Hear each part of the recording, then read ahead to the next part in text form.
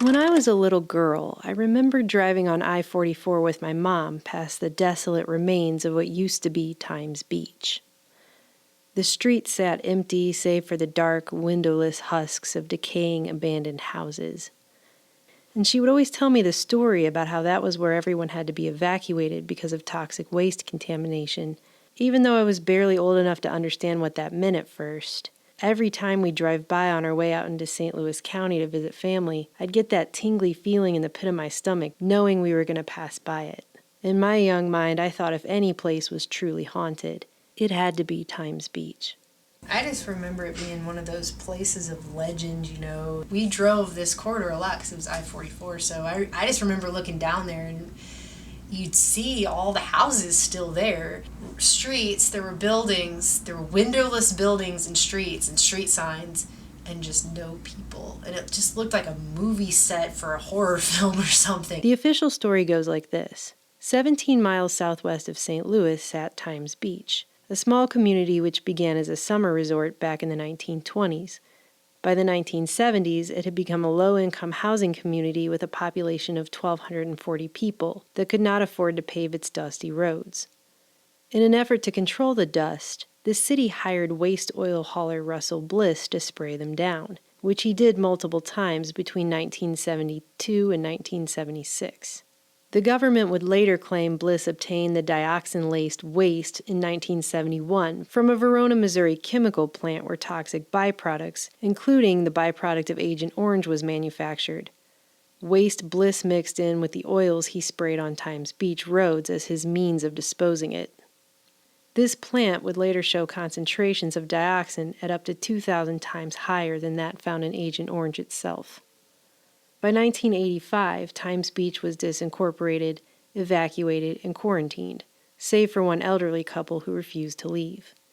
The town wasn't demolished until 1992. More than 265,000 tons of tainted soils were incinerated at the site beginning in 1996, and by 1999 all was declared well, and the state opened up a Route 66 themed park where the town once stood. So out of this whole place filled with all this stuff, knickknacks and everything else, there's really just this one little corner that barely glosses over what actually happened at Times Beach. There was nothing in there about those chemical companies. The chemical companies responsible for this weren't even mentioned. The argument is they turned this into a Route 66 state park in Missouri, but the only reason they converted it to a state park is because they had to totally destroy the entire town, bury and burn it. Then they decided to paste that over to help people eventually forget about it. That's why it's not mentioned. And they just grabbed on to whatever was right there, which is Route 66.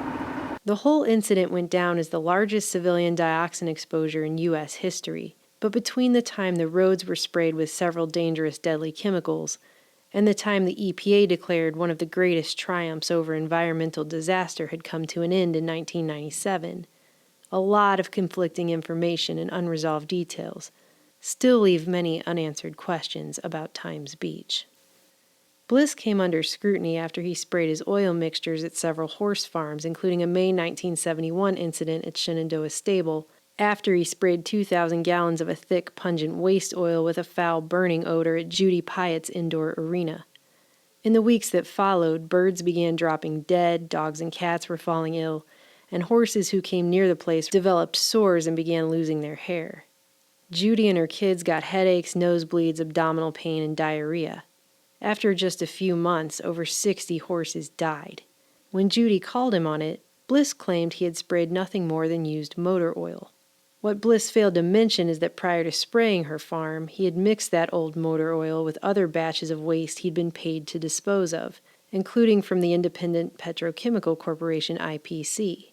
IPC paid Bliss to dispose of the waste material, which it in turn had received from Northeastern Pharmaceutical and Chemical Company Nepico. Nepico had been manufacturing hexachlorophene, which produces dioxin, a very toxic byproduct of Agent Orange, which Nepico had also been producing during the Vietnam War. Throughout 1971, Bliss received 18,000 gallons or 6 truckloads of waste tainted with the probable human carcinogen and mixed it with the used motor oil he'd been spraying on farms and roads for dust. After more horses dropped dead at other farms Bliss sprayed, the CDC got involved in August 1971, collecting soil and human and animal blood samples. They found deadly PCBs right away, but it wasn't until July 1974 they detected up to 30 parts per million of dioxin from the Shenandoah samples.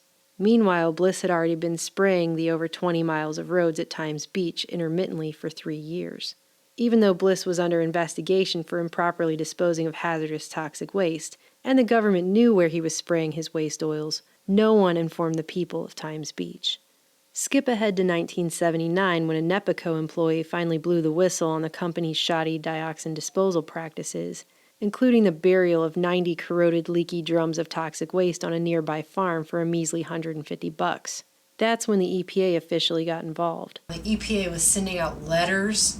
They're sending out letters to these chemical companies and the agribusiness companies that were producing the toxic waste. In 1980, they're sending out a letter.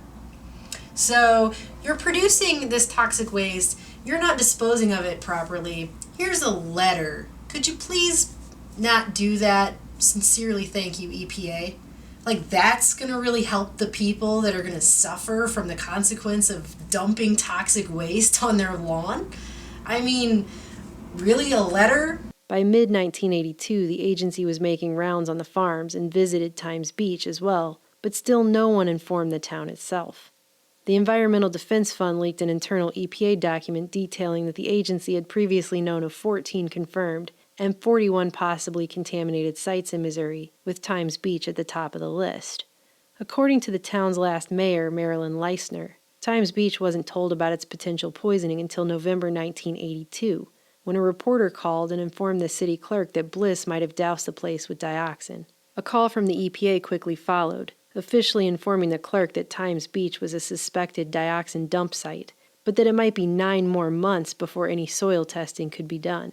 The town devolved into chaos at the news. Many residents immediately remembered the city's streets had turned a particularly alarming shade of purple after Bliss sprayed there, and animals including birds and dogs had also died.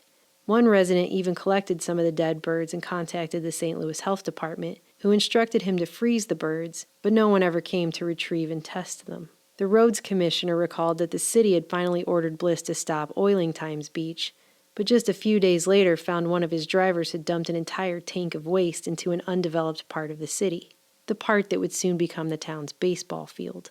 The townspeople demanded answers and threatened the EPA that if the agency didn't come test the soil right away, they'd pay for their own independent samples to be taken and make the results public. And that made the EPA speed up their schedule just a bit. The first round of samples were collected on December 3, 1982. Unfortunately for Times Beach, that wouldn't be their only problem. Due to massive rains, 2 days later on December 5th, the Merrimack River flooded, putting over 95% of Times Beach under 10 feet or more of water, and the town was evacuated. The EPA wouldn't come back with its soil sample results until December 23rd. Not only was dioxin found at levels 100 times higher than the 1 part per billion generally considered to be hazardous to human health, but 9 other toxic priority pollutants were found in the soils there, including PCBs in the park, a finding also confirmed by the town's independent soil samples. 2 days before Christmas, the EPA told the residents, "If you're in town, it's advisable for you to leave, and if you're out of town, don't go back." Later, it came out that while the CDC had discovered dioxin in dangerously high concentrations at the Verona plant, interestingly, no PCBs were ever found at that plant. And as it turns out, IPC and NEPACO weren't Bliss's only clients. He also had contracts with major corporations, including Monsanto. Monsanto denied this outright, but multiple Bliss drivers testified over the years that they had picked up waste from Monsanto on multiple occasions, including Bliss himself, who told a Missouri Assistant Attorney General on the record that Monsanto was his biggest client. Missouri Department of Natural Resources had not only received 2 contracts between Bliss and Monsanto dated 1975 and 1976, but at a 1977 hearing, evidence was presented that a Bliss driver had dumped a toxic chemical exclusive to Monsanto at a site in Jefferson County which Bliss subsequently testified came from a Monsanto research lab. Judy Pyatt of Shenandoah Stable further claimed that she too had gathered evidence Bliss drivers had picked up waste from Monsanto locations. She was awarded multiple lawsuits, including an IPC payout of $1 million to each of her daughters in 1983. In a lovely little trick of semantics, when Riverfront Times contacted Monsanto about these allegations, company spokeswoman responded with a prepared statement that, quote, no information exists that any dioxin material was hauled by Bliss for Monsanto, and so no material from Monsanto would have been sprayed on roads.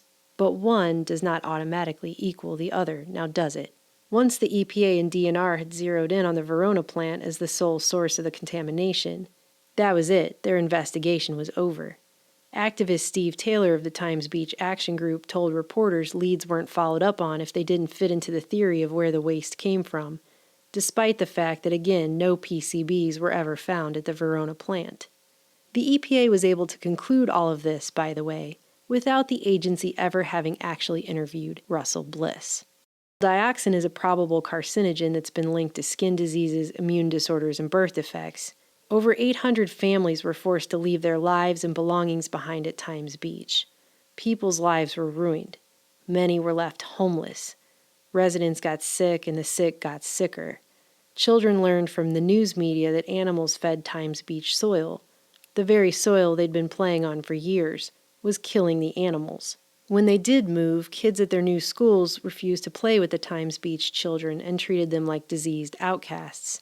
And so did their new neighbors. I mean, this changed these people's lives forever. They didn't just lose their house. It wasn't like they just lost a house and was like, oh, well, I'll just move, I guess, and go buy a new house. Places wouldn't give them insurance because they knew that they had been exposed to all these harmful chemicals and hazardous toxic waste, and so they were a liability. And you know you're probably at higher risk for health problems now because you've been exposed to deadly chemicals that cause every manner of horrible health disorder. What are you going to do? They were outcast from society because they were treated like they were walking around with the Ebola virus. If people found out in local neighboring communities that you were from Times Beach, well, then they didn't want anything to do with you.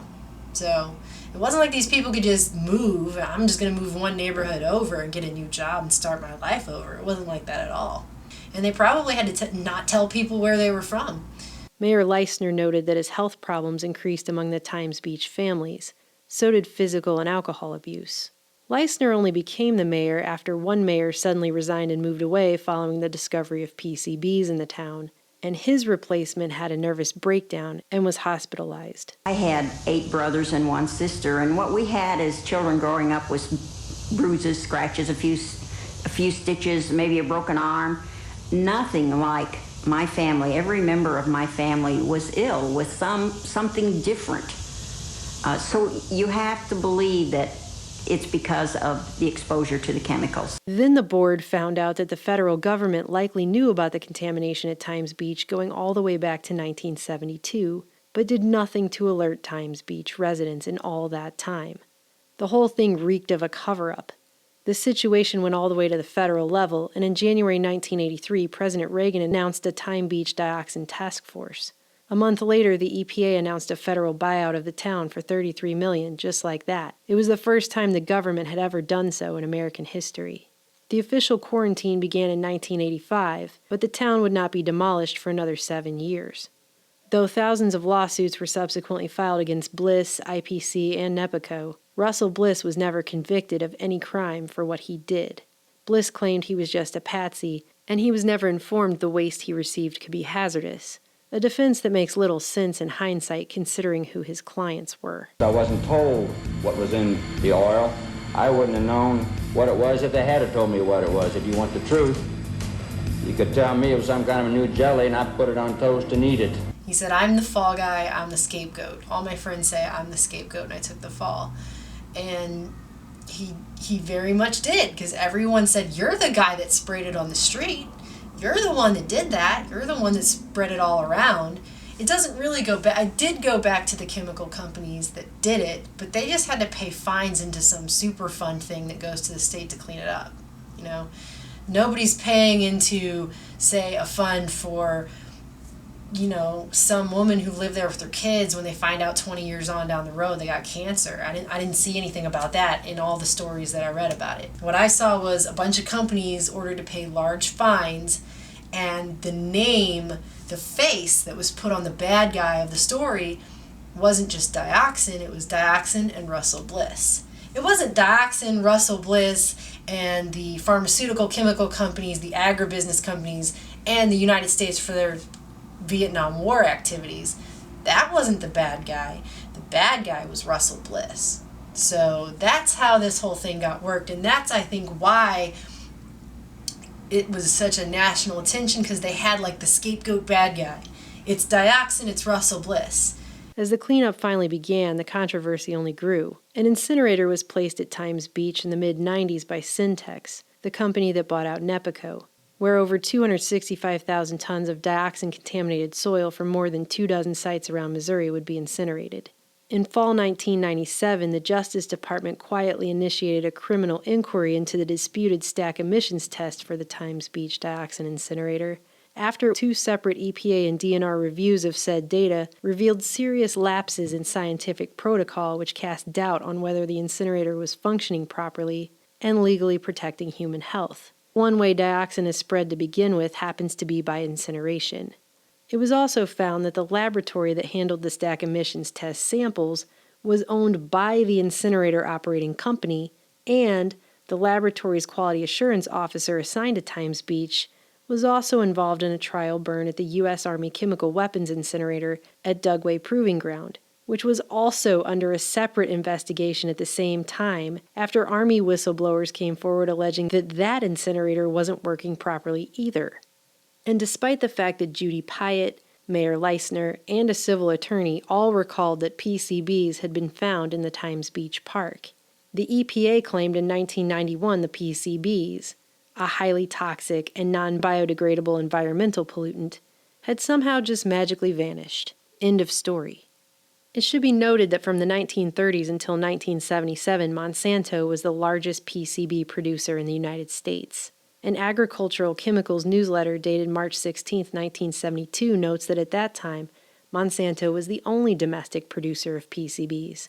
And despite disturbing emerging scientific evidence of the dangers, Monsanto, quote, continues to stand firm behind its contention that there is no scientific data that indicate polychlorinated biphenyls may cause birth defects. A lawsuit later resulted in the release of a 1975 letter from Monsanto which instructed Westinghouse to downplay the potential harm of PCBs to the company's employees, but privately admitted that polychlorinated biphenyls, quote, can have permanent effects on the human body.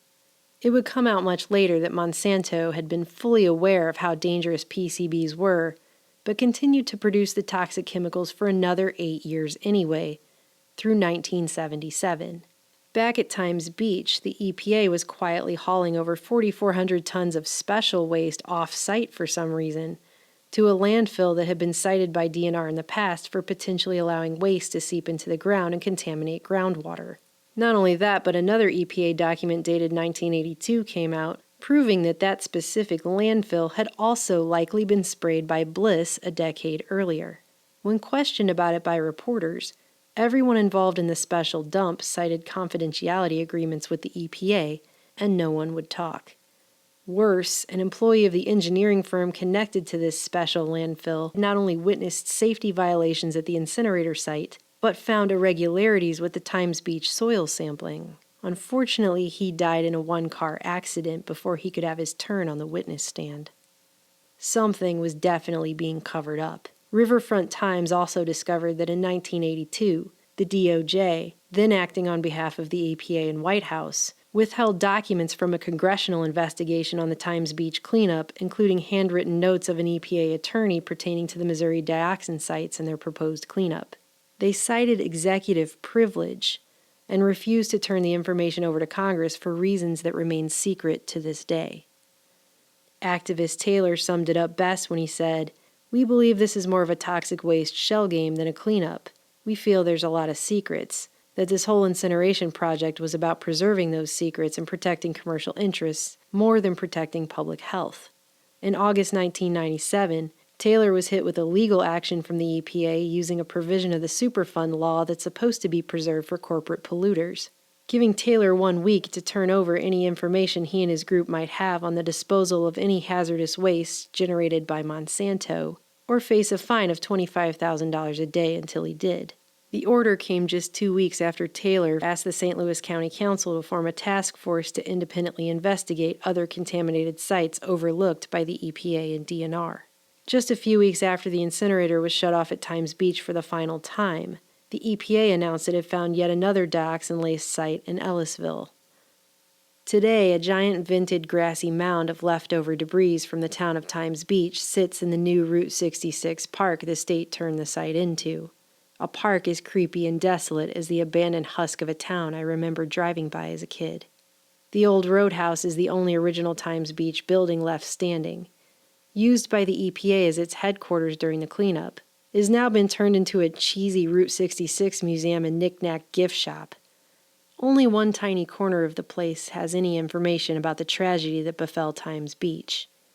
And even that is set to spin the whole thing as one big triumph for the EPA. It's pretty insulting. Wow, it's like there's nothing here. I mean, this horrible tragedy happened here.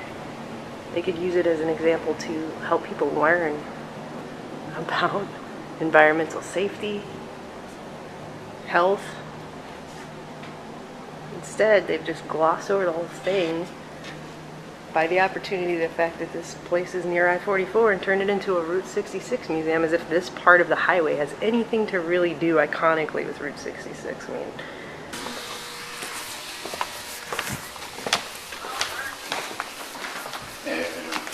is there any other information about what happened at Times Beach? Because it didn't seem like there was very much here. Well, what did you want to know? About the whole dioxin disaster and how town was poisoned. I can tell you. You can? Yeah. Because we came to look at that stuff. I thought there'd be more of it here. It just seems like there's one little Yeah. area, but there's not that much Yeah. about it. Were you here at the time? No, Oh, but I've read different things, different books and stuff, okay. and watched there's a DVD out there about it too. Do they sell right here? No. You could probably go online and just put something about Times Beach DVD. Yeah. And maybe you could contact it that way. Well, why do you think they don't have more about it here? Well, we don't want to focus just on that. You know, we did a whole wall and then another wall.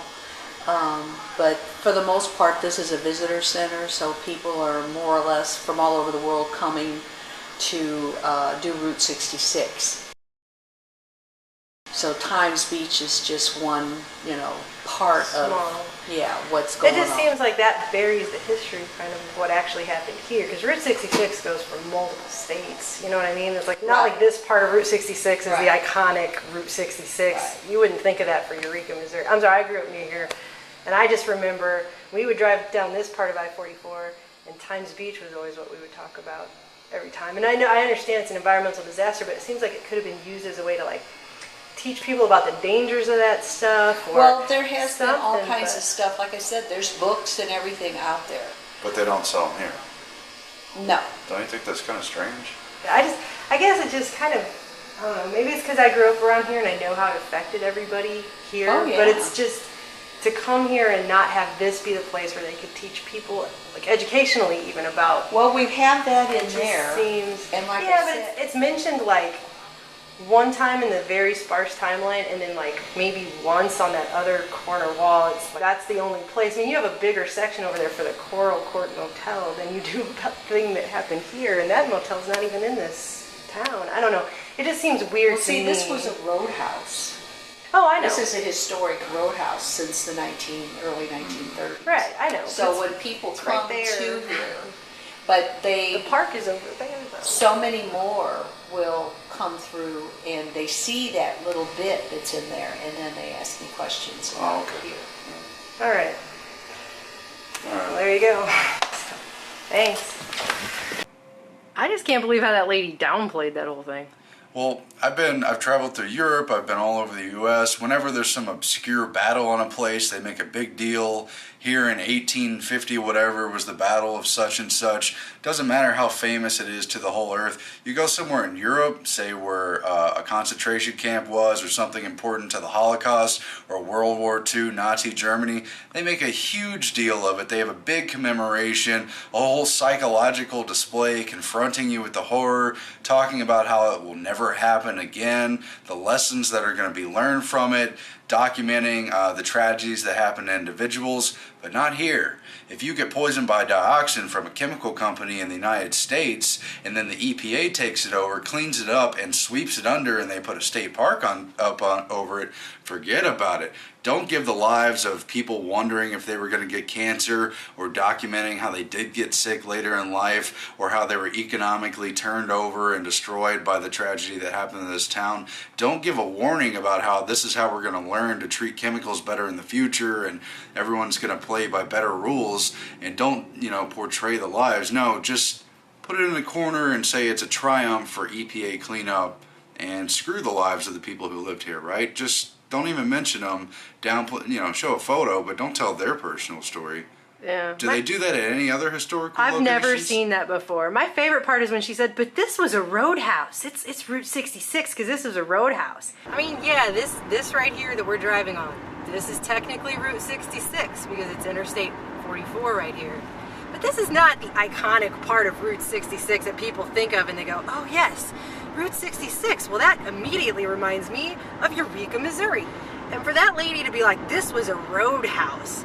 There were roadhouses all up and down Route 66 for all of the states that highway was in. That weren't trumped and transformed by huge environmental disasters. Exactly. That roadhouse that she's sitting there saying is so iconic. She failed to mention the fact that the EPA took that roadhouse over and used it as its headquarters when they were cleaning up the contamination of dioxin in the land just across the river. But it's a roadhouse. This is Route 66. And we're going to use this as an environmental triumph for the EPA, who may or may not have known about it for 10 years before they decided to finally go in and clean it up just to save face, while they were under congressional scrutiny for possibly cavorting with the very chemical companies involved. In 2012, the EPA tested new soil samples from the park, and in November declared soil samples from Route 66 State Park show no significant health risks for park visitors or workers. Notice they didn't say the place was found clean and that there were no health risks, just that it posed no significant ones. Meanwhile, the long-term health effects on the residents of Times Beach are still unknown. Despite the fact that everything was long ago demolished, buried, and burned, after looking at all the evidence of the Times Beach dioxin scare, it would seem that someone was covering up a much more dangerous chemical tied to a much larger, more powerful company. Or the fact that she wouldn't even have a job if this hadn't happened to begin with. There would be no Route 66 State Park. That whole disaster trumps every other history that was there and goes on top of it. It's totally backwards from the way they do history everywhere else. It's a clear indication that they want to sweep this under and not bring it out as a big historical point. It shows you how the victors write history. That's your lesson right there. That shows you. The plaque that the EPA put up was all about the triumph of an environmental cleanup, not a word about the tragedy of the disaster of the townspeople living under contamination and a supposed accidental dumping of this waste, or how we're going to learn the lessons from it or anything.